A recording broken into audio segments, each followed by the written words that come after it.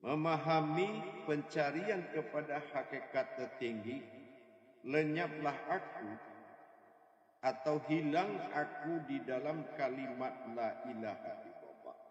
Ini adalah pernyataan ketuhanan yang sangat tinggi sehingga tidak ada makna yang terkandung di dalam sebuah arti melainkan wujud dan lenyap kemaujudannya. Ini penggunaan kata hakiki, aku hilang dalam kalam la ilaha illallah. Artinya tidak bisa lagi dicapai dengan kalam.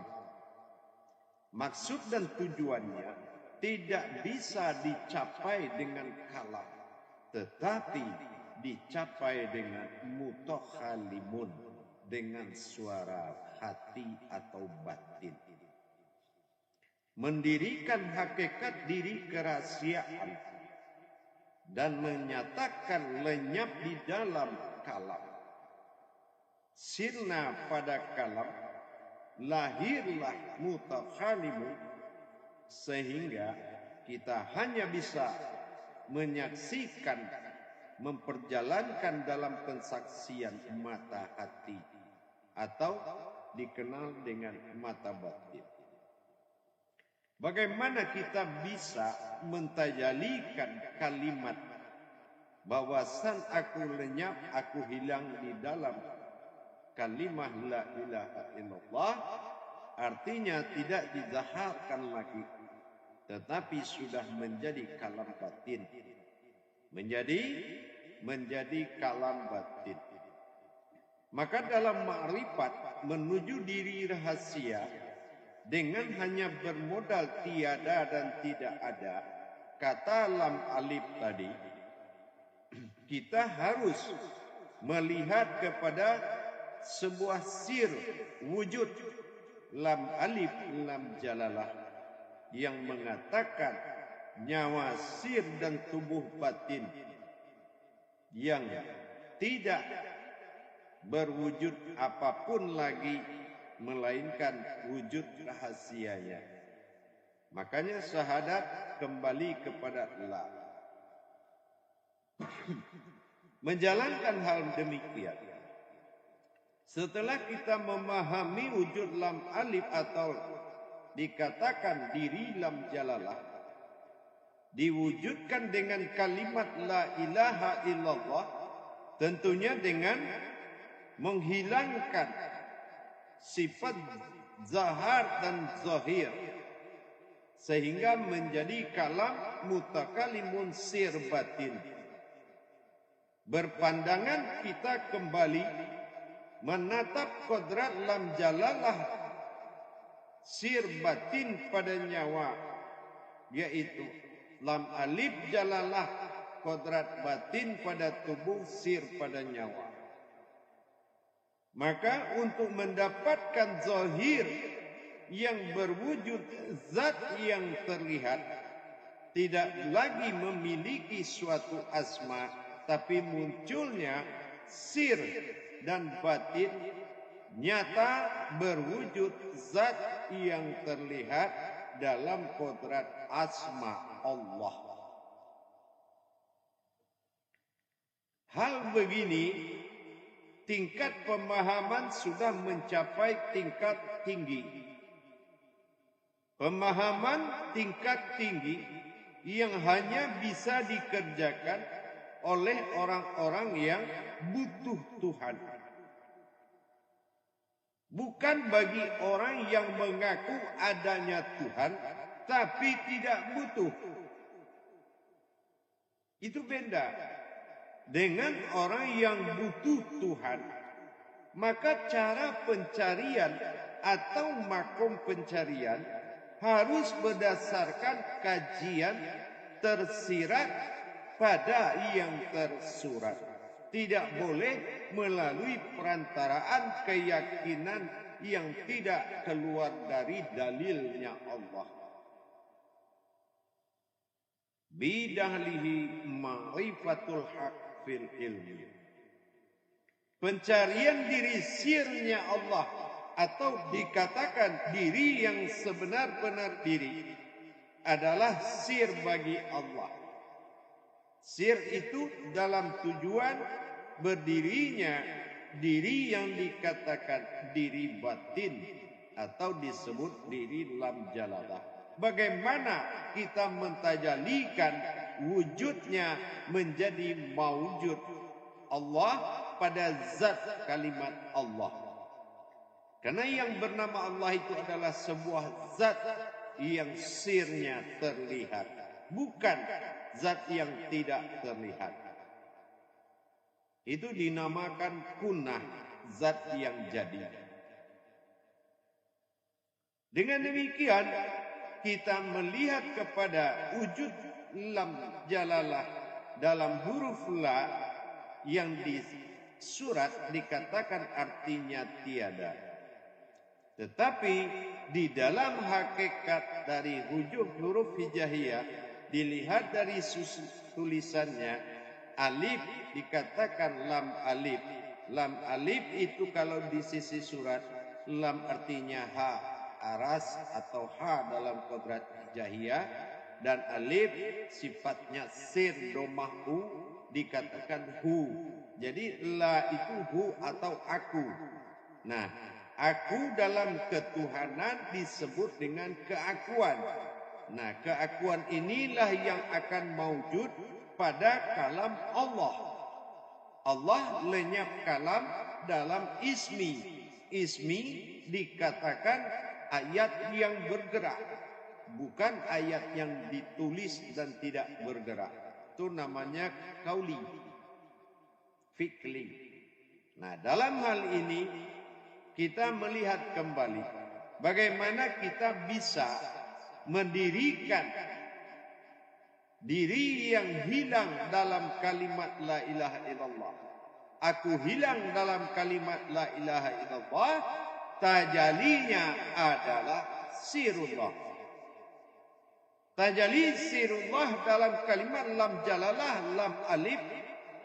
Lamnya adalah alif, alifnya adalah alif. Berarti dua alif, satu sir dan satu kodrat. Disebut dengan aftar dan ba'dal.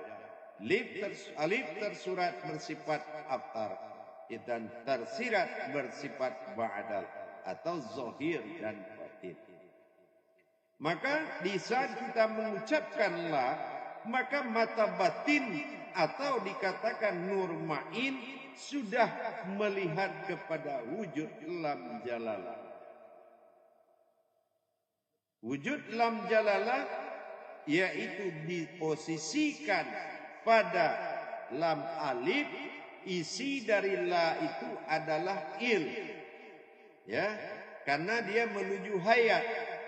Jadi semuanya dari kasroh i dinamakan il.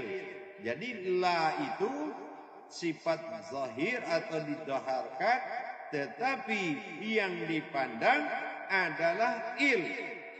Il itu kodratnya adalah hayat, alif dalam wujud bunyi, gerak daripada markubah jantung. Sementara lam jalalah adalah batin yang menyelimuti gerak tadi, dan inilah yang akan berwujud, ya, berwujud yang akan menuju dahar nyatanya. Kita melihat kepada posisi pada markubah jantung, yaitu sir batin, wujud titik awal mulai jadi, itulah alif yang menjadi gerak atau aras pada jantung. Sementara yang menjadi wujudnya lam jalalah lebur dalam wujud batin yang terlihat. Dan wujud daripada sir menjadi titik denyut, yaitu menjadi hayat. Maka laha, maka la ilaha. Nah, kita ilnya melihat posisinya, lalanya illaha, maka dia menuju rasa, dan illallah dia berikan. Kalam illallah itu artinya mentajalikan, berwujud asma, yaitu ismiyah. La ilaha illallah. Jadi kalamnya zat tadi, sir dinyatakan menjadi zat. La ilaha illallah. Nah, il itu juga yang menjadi zat. La ilaha illallah. Maka il tadi sudah menjadi kodrat batin pada jantung, berwujud alam pada jasad, sementara ha hayat menjadi kalam Allah, berwujud na. Nah, inilah kenapa kalam Allah berwujud na. Na itu adalah kodrat dari il. Kenapa kodrat dari il? Na, nun, alif. Nun batin, alif tersirat. Jadi na. Jadi sama kalamnya keakuan. Jadi aku, nyatalah aku pada keakuanku. Nah, disinilah ada kata ketuhanan dan Tuhan. Karena diawali oleh diri sifat. Disinilah Allah, muncullah diri sifat yang bertubuh isim, yang berkodrat li, yang berwujud na. Nah, disinilah asalnya dari aku dan berwujud ketuhananku na. Ini yang disebut nahu. Makanya dia lenyap di dalam la ilaha illallah tadi. Artinya dia wujud menjadi hayat yang berbunyi, menjadi gerak. Dan gerak itu adalah af'al atau fi'il.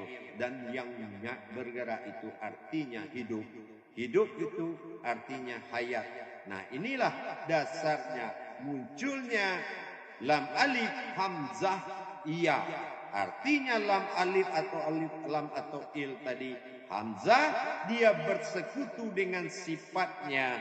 Ia menjadi makom sebuah wujud tempat meminta dari sekalian alam. La ilaha illallah, maka berwujudlah aku dalam keakuan. Nah, disinilah kita harus memahami tajali diri lam jalalah, yaitu diriku lenyap di dalam atau diriku hilang di dalam kalimat la ilaha illallah, karena sudah bertajali diri sirullah wujud dalam keakuanku. Disebut na. Na artinya adalah nun batin dan alif tersirat. Nah, itu dinamakan dengan li atau il atau al. Nah, di sini nyatalah perjalanan dari huruf la tadi menjadi il, maka il inilah laha nyata illallah, dan dia menuju makom zat yang terlihat. Hanya zat yang terlihat. Zat itu bernama ah. Ah itu alif lam lam ha, alif awal ha akhirnya disebut ah, maka dipanggil Allah. Inilah asmanya Allah. Jadi jelas sudah bahwasanya tajali lam alif hamzah ya di dalam kalimat tauhid adalah perjalanan sir, yang artinya dia bergerak dan dia nyata menjadi keakuan bagi dirinya. Inilah yang dikatakan na. Nah, itu adalah batin yang terlihat. Asmanya Allah, kodratnya zat. Nah, makanya disinilah kita mendirikan hakikat dari tiada menjadi ada. Dan ada menjadi tiada, kembali ke makom la atau ilah awalnya. Jadi kalau la berarti dia ada untuk mewujudkan. Tapi kalau il dari tiada dia baru ada. Jadi disinilah kita mengamalkan diri rahasia. wujud dan dia maujud pada kalam zat Allah.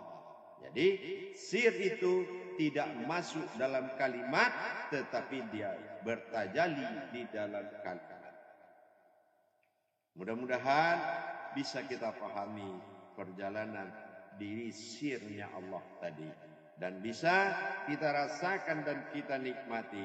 Sesungguhnya tajalli Allah itu sangat nyata.